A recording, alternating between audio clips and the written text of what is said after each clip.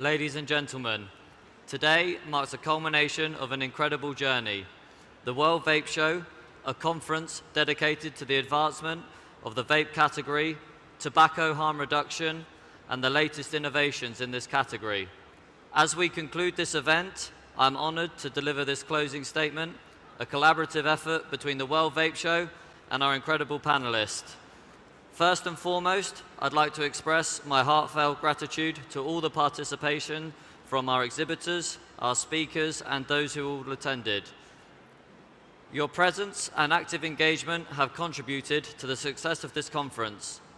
Together, we have raised awareness about the vape category and shed light on its potential harm reduction tool. So I'd just like to ask the panel a few questions about the conference, about the event. Let's start with, why is the World Vape Show an important platform for the global vape category?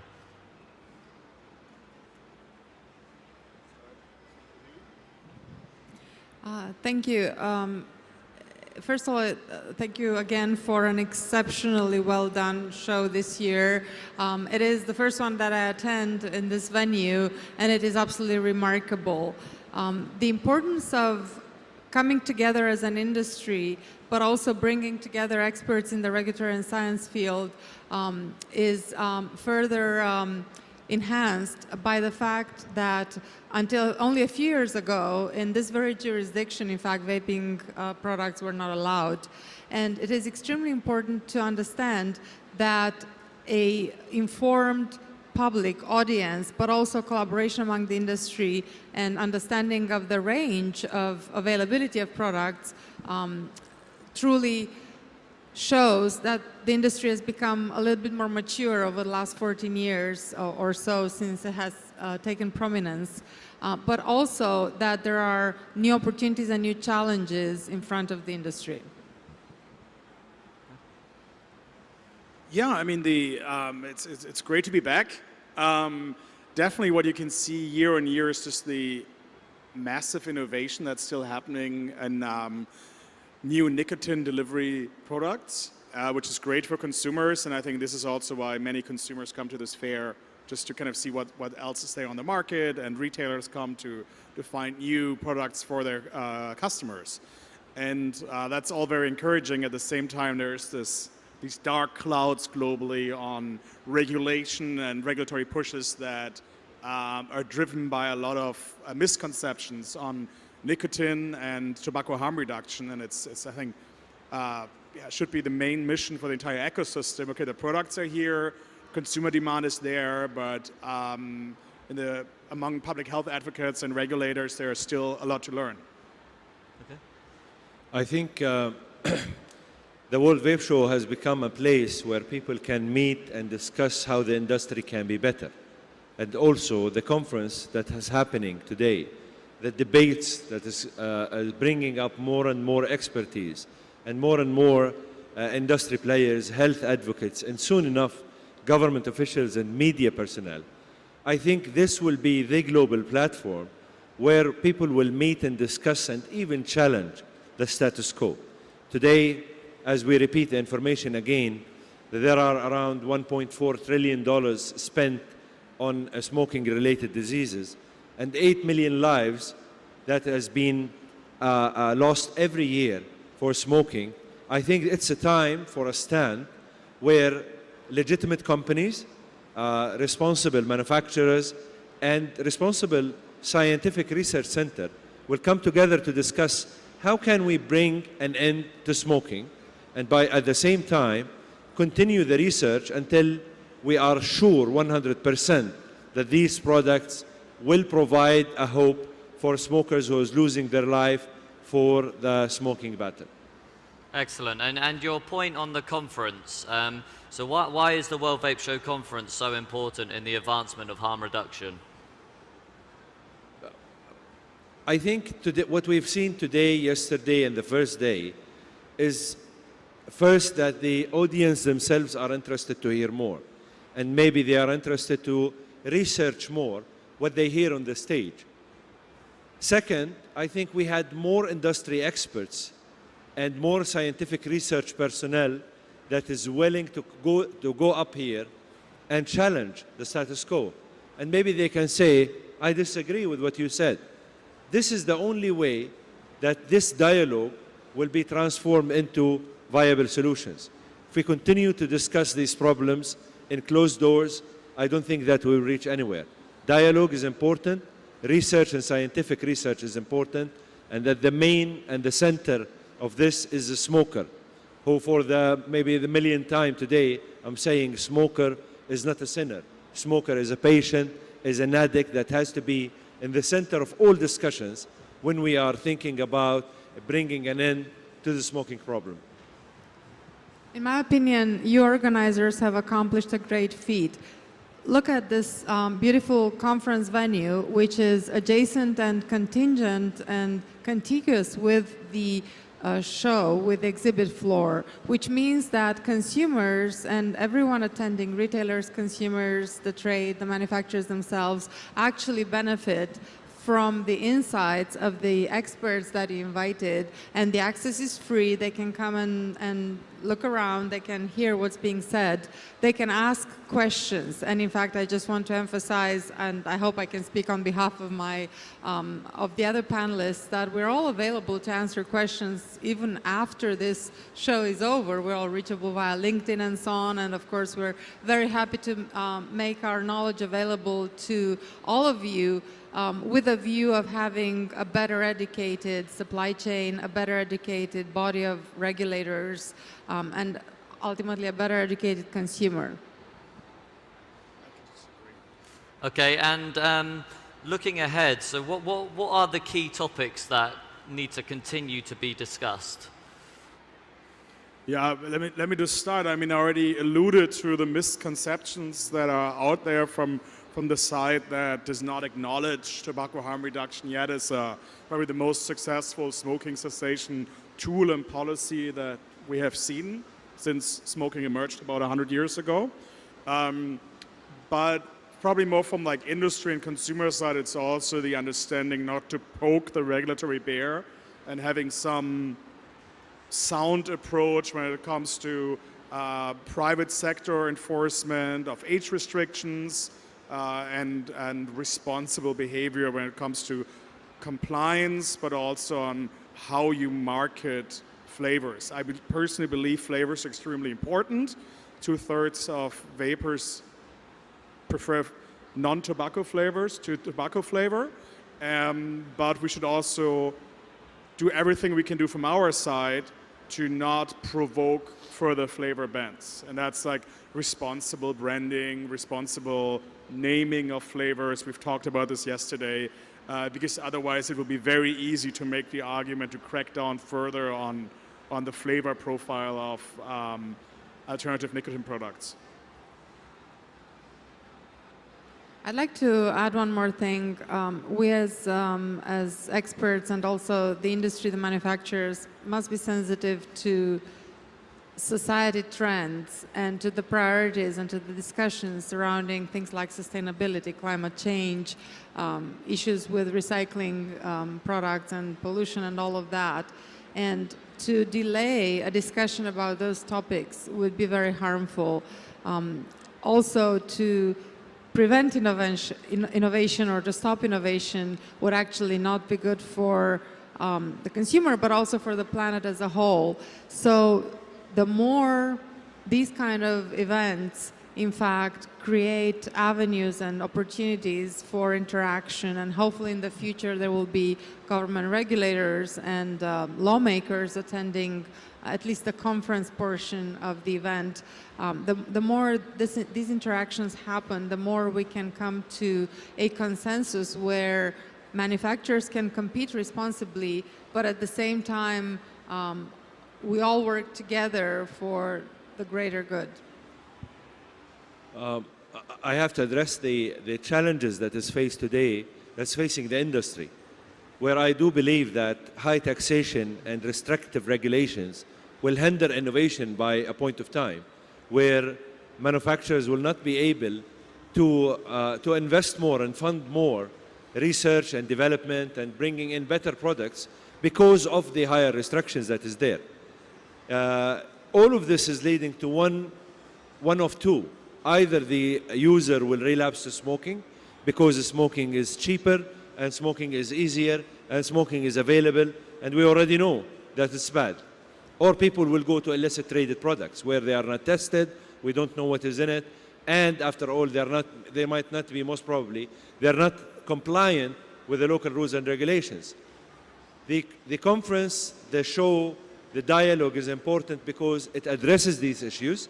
Maybe this will be the stand where the regulator will hear the arguments and maybe understand that smokers, manufacturers, media, healthcare profession are all part of the cycle that would definitely end smoking at a point of time. Without dialogue, things will not move. But the industry is under tremendous pressure to a point that smoking is not anymore. Tobacco use as a combustible tobacco is not under pressure anymore because of the pressure put by the misinformation around vaping and around the total category of alternatives. Today, although it's a vape show, it's a total category solution. It's oral, smokeless, patches, gum, vaping, heated tobacco products. These are all alternatives that present hope for smokers. So without the dialogue that is happening here, and I remind you, our voices are getting heard more and more.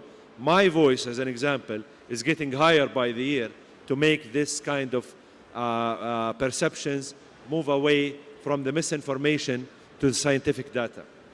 Excellent. And we obviously live in a very fast-paced world and work in an even faster-paced industry where things are changing and developing on a daily basis, it seems. So I'd just like to ask all of you, what developments do you hope to see in the next 12 months before we all reconvene here in 2024 in the World Vape Show in Dubai? Yeah, maybe just an observation from this year, compared from last year. Now you have lots of mini dashboards on even disposables showing how much batteries and how much liquid is left. I've seen several booths here, which is something I haven't seen last year. That's interesting. Probably the next trend would be in reusable batteries, just having a bit smarter systems there, because by removing the environmental concerns around disposables, I think a lot of pushback against disposables and vaping in general can be reduced. And if I would have recommendations for the R&D departments of many of the manufacturers, I would probably recommend that, because it is a tough argument to make against these arguments, especially when in times where environmental concerns are extremely high.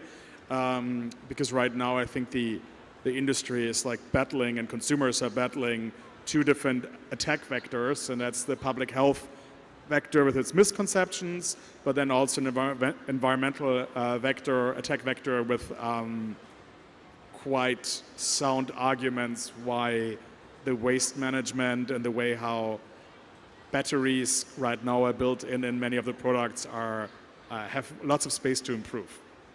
Okay. Well, I would like to see three things before the next trade show. First and foremost, I concur a lot more investment and a solution to the product lifecycle management, which is crucial for, again, society expectation. The second thing I would like to see, I would like to hear and see an explicit admission by governments, at least around this region, of the continuum of risk and of the benefits of having reduced risk products, part of the product portfolio, but an explicit admission that in fact these products can contribute to the demise of smoking. The third thing I would like to see is, more, of course, many more attendees, but also perhaps more product diversification. I'm aware this is a vape show, however, all of the alternative products live to some extent in in the alternative space, everything that is non-combustible tobacco and to some extent not leaf tobacco derived, I do believe to some extent belong in the same venue. So perhaps diversify and include more of those alternative products such as nicotine pouches in the discussion. From my side, I think that there is an ethical commitment on the industry that I would like to see, and that goes on illicit trade, child protection, and waste management. We introduced a product that is recyclable, but I would like to see our company presenting 10 more products that is recyclable. I've seen booths, unfortunately, within the vape show that is presenting products that I can definitely say that they are appealing. So I'd like to see more self-regulated players that would say, you know what, I'll move away from a product that can copy cartoons or flavors that can copy cotton candy and so on. The third thing is illicit trade. Because if you know your customer and if you are ethically committed not to deal with retailers and distributors that is working with illicit trade, most probably this thing will die by itself. It will die by itself. Next year, I would like to see a commitment from governments at least to recognize the role of these products and start to develop more scientific research towards proving us wrong or proving that these products really work. This is the only way. Next year we come here, we will find regulators sitting in the audience, and we find the challenges at least being recognized and people bringing in solutions rather than discussing only the problem without movement. Also, the regulatory bodies and the fiscal bodies needs to understand fiscal affairs is very important of making these products accessible by smokers, not by children, by smokers. And this is important. This is an ecosystem that has and needs to be developed in order to make these products available, accessible, and at the same time monitored and controlled, not to be misused. Excellent. Before we close, does anyone have any questions for our panelists at all?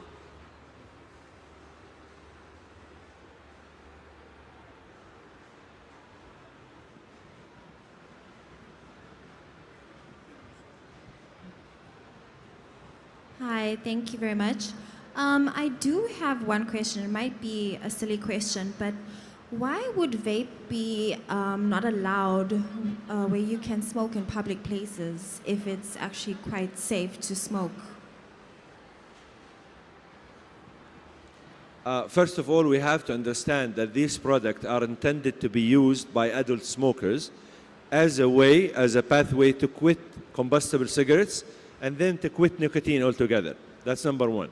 Number two, these products are not 100% risk-free. They still entail part of the risks because of the comparison with combustible cigarettes.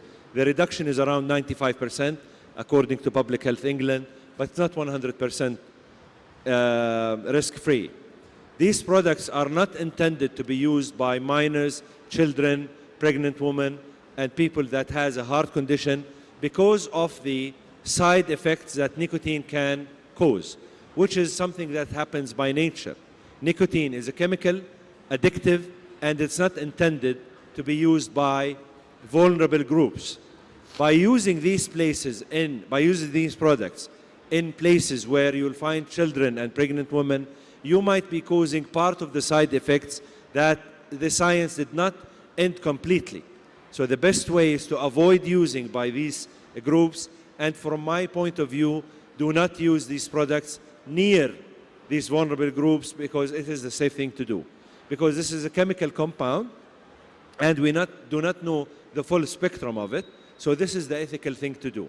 So I agree that these products need to be used in places where children and pregnant women are not there until we fully understand where the effects are coming from.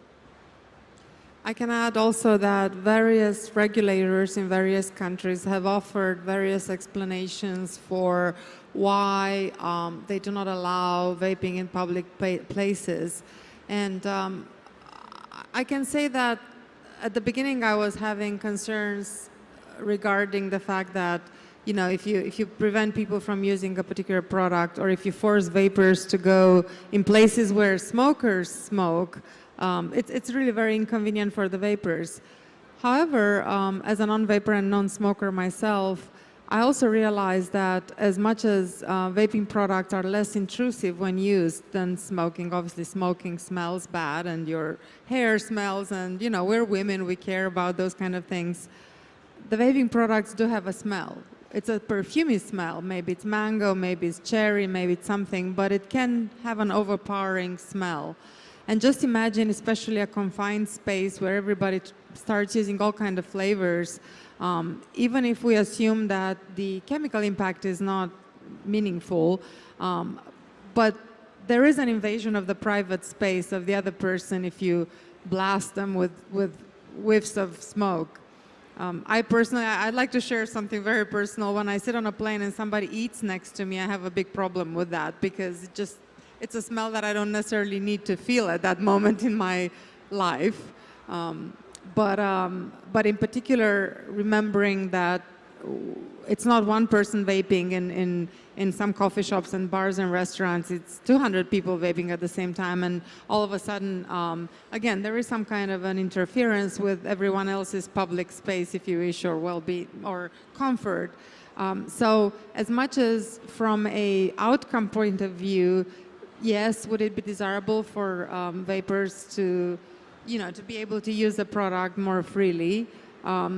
I can understand now, it took me a while, but I can understand now some of the reasonings behind banning in public places vaping. Yay, some controversy at the end of the conference. I mean, if we want to incentivize smokers to switch to vaping, probably having more areas where you can vape than where you can smoke is a good thing.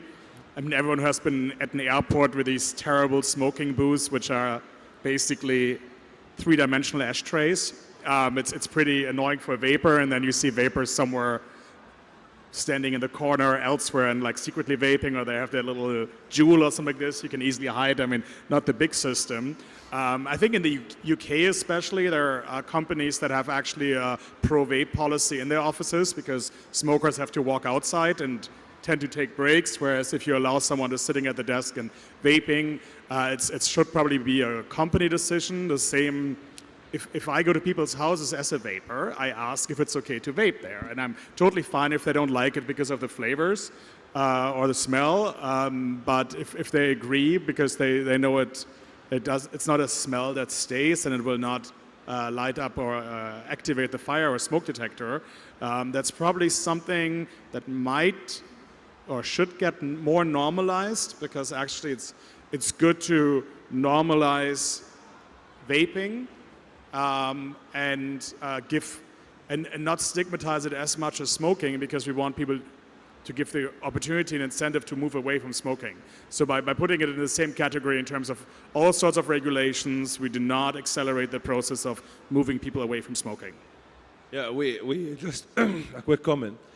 Because we understood this problem, we launched last month the first vaping room in Beirut Airport, in Rafiq al-Hariri Airport, where only vapors can use, and this is the first one in the Middle East. Because vapors were saying, where shall I go? I don't want to smell the smoke, and I need to be able to use my vape device. So if you are going through Beirut Airport, you'll find that there is a vaping room, and we're trying to expand this kind of knowledge somewhere else. So, yeah, but you said something, controversy again. Yeah, it does not light the fire detector, but don't use it in planes, don't use it in public transportation for your own good, because I think it will need more and more in order to be materialized. And this is the private space. So you have to respect also people's privacy. But yes, it has to be normalized, but I think that it is coming by the time. But today, this is where we stand, and this is my stand. I'm coming from a vaping company. I still think that there is still time until we allow openly vaping in public places where smoking is prohibited. I'll send you a list of my top 10 airports. If I may add, just banning vaping in a completely open space, such as a park or outdoors, I think is just silly. And unfortunately, in the US, we've seen some of those trends as well. But again, there were those who thought that, diseases spread outdoors very easily. So there we go. Great, thank you. Anyone else for any questions? No, I think we're good. So as sort of a closing statement, throughout the course of the World Vape Show, our speakers have addressed the numerous critical issues facing the industry in the Middle East and the wider region. It is undeniable that the misinformation about the vape category illicit trade, youth vaping, environmental impacts, all the things that have been discussed over the last 3 days require more regulatory framework among the prominent challenges and demand our immediate attention. The prevalence of misinformation surrounding the vaping industry has hindered the dissemination of accurate knowledge about its potential benefits as a harm reduction alternative. It is imperative that we continue to work together collaboratively to counter misinformation and promote evidence-based information to empower individuals to make informed decisions. Moreover, the rise in illicit trade has posed significant threat to the industry's growth and integrity. As responsible stakeholders, we must strengthen our efforts to combat this illicit trade, which not only compromises the consumer safety, but also undermines legitimate businesses and erodes public trust. Another issue that demands our unwavering attention is youth vaping. Whilst vaping products are intended for adult smokers seeking an alternative to combustible tobacco, the increase in youth uptake is, of course, a cause for concern. We must implement stringent measures to prevent underage access and educate young individuals about the potential risks associated with vaping and nicotine addiction. Furthermore, environmental challenges related to disposable and the recycling of vaping products require our urgent consideration. We must promote sustainable practices, encourage recycling incentives, and develop environmentally friendly solutions to mitigate any adverse environmental impacts caused by the industry. The closing panel has emphasized the importance of collaboration. The challenges we face as an industry cannot be overcome by one single entity alone. It is through the combined efforts of the industry as a whole, regulators, health advocates, and the media that we can effectively address these issues and work towards our ultimate goal, ending smoking as a major cause of preventable deaths and one of the most prominent non-communicable diseases. Thank you again to the panel, to you guys for being in attendance, all the contributors and all the panelists throughout the 3 days, and let's forge ahead.